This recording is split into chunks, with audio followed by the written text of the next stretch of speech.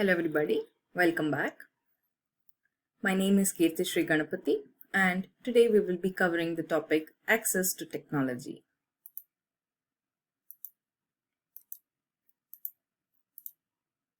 So we will be seeing something called as the digital divide. A digital divide is any uneven distribution in the access of or in the usage of or the even impact of using information and communication technologies between any number of distinct users or groups, which can be defined based on the social, geographical, or even geopolitical criteria or otherwise. The term digital divide was first coined by Lloyd Morissette when he was president of Markle Foundation. So basically, traditionally considering it to be a question of having or not having access, with a global mobile phone penetration of about 95%, is becoming a relatively inequality between those who have more than or less than bandwidth and few or more skills. So, who is the subject of this digital divide? Is there could be individuals or organization, enterprises, schools, hospitals, and countries also. So, what are the characteristics which attributes to this digital divide? Is it could be the income, education, geographical location, motivation, age, and also and just not any reason to use the in digital information. So how sophisticated is the usage? So mere access, retrieval interactivity, intensive and extensive usage, innovation contribution, etc. And what could be or what does the subject connect to is it's actually fixed mobile or internet connection. So coming to US digital divide, it is actually shrinking, but the individuals with higher level of income or higher level of education are still more likely to go online. Younger people are using technology more, for sure, and some people just choose not to use technology. They are not so comfortable or they don't know. All such reasons contribute to the digital divide.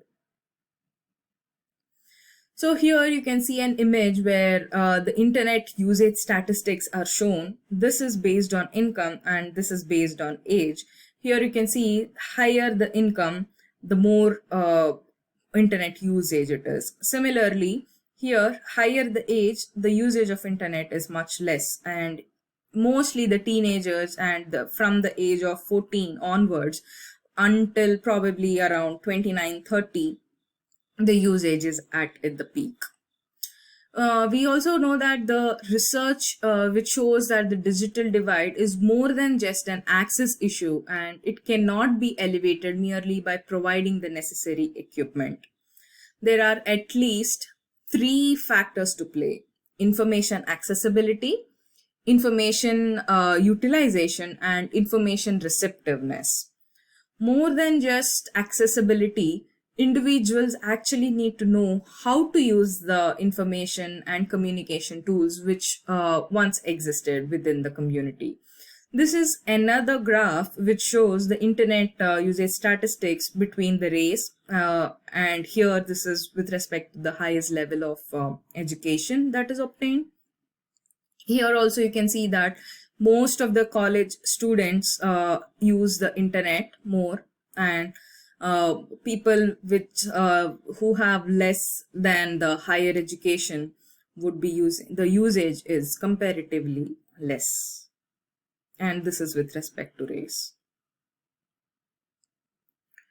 So information professionals have also the has the ability to bridge the gap by providing references and information services to help people or individuals to learn and utilize the technology to which they do have access regardless of the economic status or individuals seeking help. It's out of courtesy, and it's always good to help if you know something. Here again, this is with respect to the global digital divide, that some countries have access to technology and others do not have the same level of access. Please note the word same here. It's not just okay having an access to internet, it's having the same level of bandwidth or same level of information on technology. It's more dramatic in the US, and we see that more than 2.4 billion people worldwide are online, and 78% of North American population is online. Technology can provide telemedicine and education to remote areas. So there have been a lot of instances where person A who is ill has called up a doctor, and the treatment has happened over the telephone call. Have you experienced any such instances around you, or just in your life?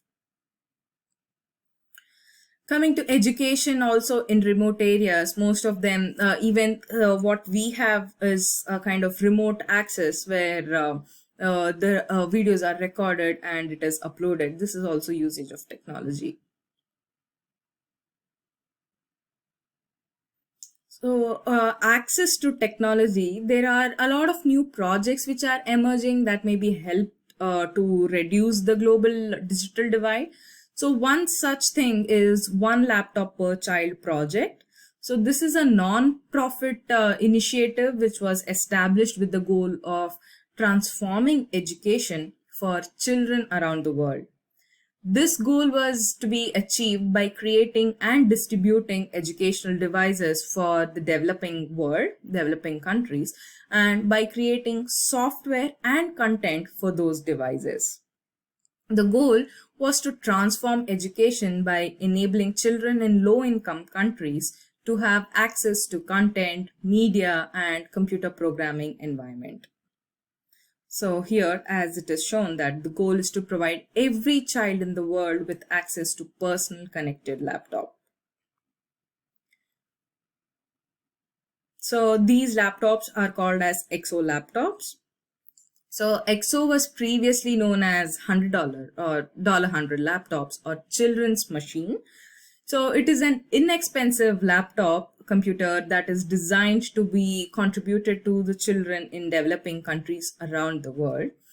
It also helps in providing the access to knowledge and opportunities to explore the experiment and express themselves, basically. So in this image, you can see that two kids are using the OLPC EXO laptop. So EXO laptops are currently available to general public.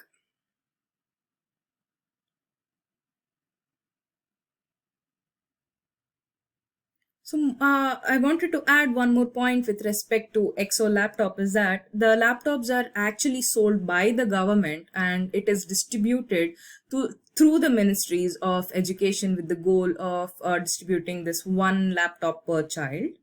The laptops are given to students similar to school uniforms and ultimately remain the property of the child. The operating system and software is localized to the languages of the participating countries also.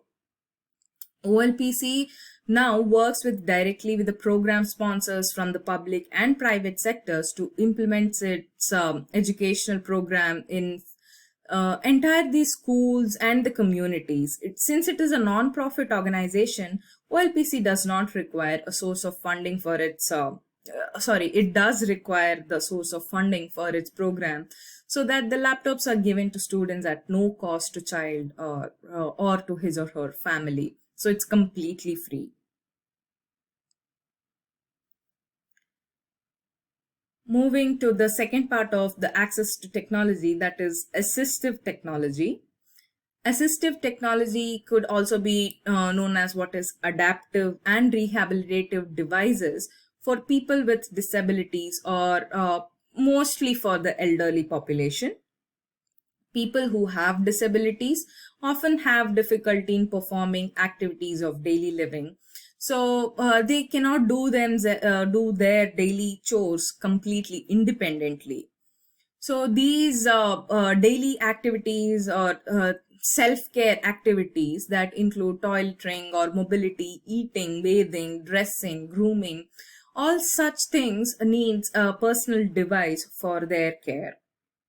Assistive technology can actually bring out the effects of disabilities that limit the ability. So for their day-to-day activities, so they cannot do everything by themselves completely independently. For example, we see that the wheelchairs provide independent mobility for those who cannot walk. So that is an example of assistive technology. So it's the remote controlled operated wheelchair. There have been so many improvements in assistive technology of late. So in the American Act, or American with the Disabilities Act, it says that it requires companies with 15 or more employees to make reasonable accommodation for known physical or mental limitations of otherwise qualified individuals.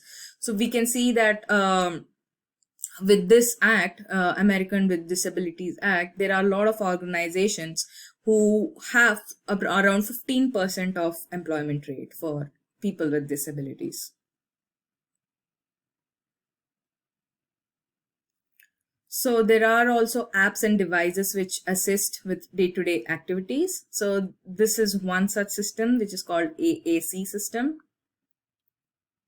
So we will be seeing some of the input systems and output systems for the assistive learning. One such input system is Braille keyboards. So instead of having the normal keys, there are Braille inputs. The letters would be for in the Braille language. There are key guards and one-handed keyboards. There are also switches and foot-controlled mice. So here in this particular image, you can see that this is a AAC system which helps the individuals with speech disabilities, and this helps in communicating with others. There are also eye tracking systems.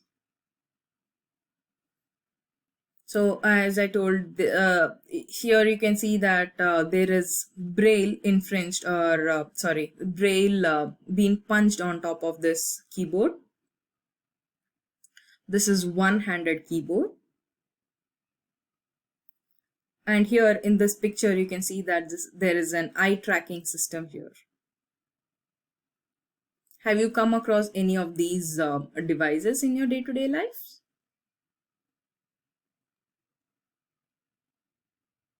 So we saw a couple of input devices. Now we will be seeing the assistive output systems. So as we had Braille inputs or Braille keyboards, there are Braille displays as well, Braille printers and screen readers. Here you can see the screen reader software. This is a Braille display. And this is a Braille printer. So here you can see that the punches are on top of a paper where people with who cannot see properly can touch and read the words. So it's time for quiz. Which of the following is not an assistive input device? Note that it is an input device. Braille display, head pointing system, one-handed keyboard. Is it true or false that internet addiction affects only teenagers? And a device designed to connect a portable computer to conventional hardware such as keyboard, mouse, and a printer is called blank. I hope you're ready with the answers.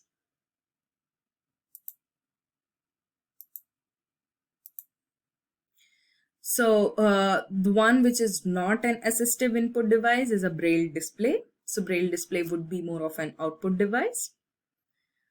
It is false that internet addiction affects only teenagers. It affects all age groups. So a device which is designed to connect a portable computer to conventional hardware such as keyboard, mouse, and a printer is called a docking station. You have seen a couple of images of a docking station which connects the laptop, tablet, etc. Coming to the environmental concerns. So we will be seeing something called as green computing. It's definitely not using of green computers. Bad joke. So what is green computing? It's the usage of computers in environmentally friendly manner. So it aims at attaining economic viability and it improves the way computing devices are used. Green computing practices includes the development of environmentally sustainable production practices, energy efficient computers, and improved disposing and recycling procedures. To promote green computing, concepts that are all to promote actually green computing, there are four main approaches which are employed. The first is green use, minimizing the electricity consumption of computers and their peripheral devices. Second is green disposal, repurposing existing equipment or appropriately disposing of recycling unwanted electronic equipment. The third is green design, designing energy efficient computers, servers, printers, projectors, and other digital devices. That's green design. And finally, green manufacturing, minimizing the wastage using during the manufacturing of computers and other subsystems to reduce the environmental impact on these devices. So these are the four main factors or types. So there is something called as Energy Star program here. Have you seen such a sticker on your digital devices? Can we contribute to green computing? Of course, we can contribute to green computing. We can hibernate or use sleep mode when we are away from computers, but if we are away for extended hours, for sure. We can buy energy efficient notebooks, computers instead of desktop computers. We can activate the power management feature for controlling energy consumption. It's a setting in your computer. I want you to go through that setting from your computer and activate it. Finally, we can also make appropriate arrangements for safe electronic wastage disposal. Turn off the computers at the end of each day.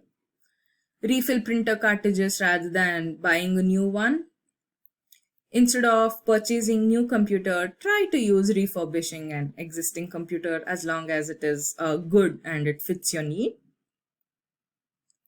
There are something called as eco labels, which are used in some other countries. So how we have Energy Star in the United States, there is something called eco label in European Union.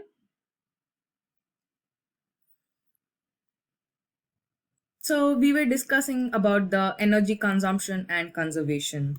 So power consumption and heat generation by the computers are the key concern for businesses. More powerful computers use more energy and run hotter, increasing cooling costs. Servers are especially power hungry.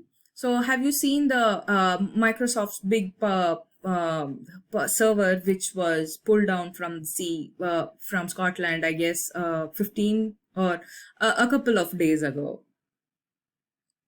Some energy saving features include low power sleep mode when not in use, of course, energy efficient flat panel displays, liquid cooling systems, CPUs that power up and down on demand. Solar power and other alternatives. Solar panel converts sunlight into direct current. It's available for a number of applications. Solar panels are built onto the covers of some computer and tablet cases. Have you seen any such panels? Have you come across or have you seen images of such panels? Portable solar panels can be attached to backpacks and other items. So here you can see that solar computer and tablet bag. And this is a solar powered bag here where these two panels are attached to the backpack. And this is hand powered chargers, the regular power banks which we call.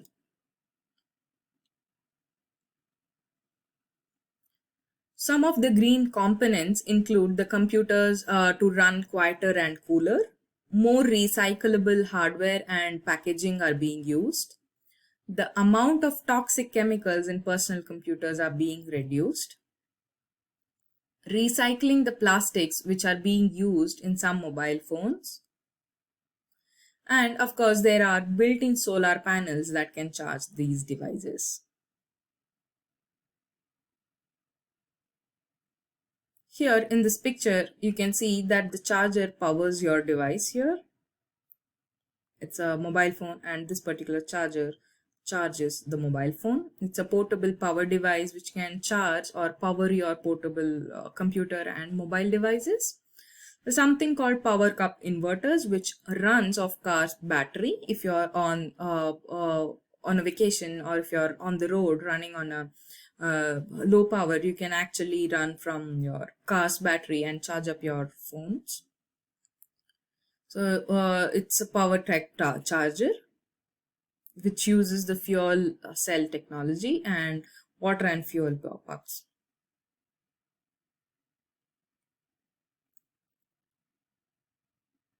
So another aspect of green computing which we discussed earlier, that is the recycling and disposing of computing equipment, is paper-based trash. Having a paperless office basically is a myth for sure. Almost 500 million pieces of paper every year is generated by printers worldwide. So we can also avoid by using most of the digital copy wherever possible. That way we can save paper and save environment. So printwhatyouLike.com, kindly go through this and see what utilities are designed to reduce paper consumption.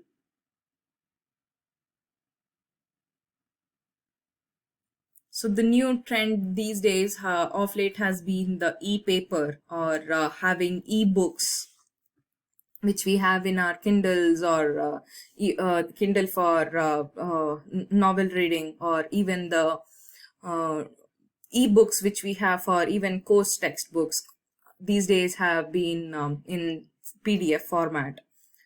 So it's used for e-readers and other devices. It's easy to read in direct sunlight as well. So have you ever seen this Nook or Kindle e-reader, the e-book reader? Content can change wirelessly, and it uses only power to change images and not maintain an image. Monochrome or color options are also available.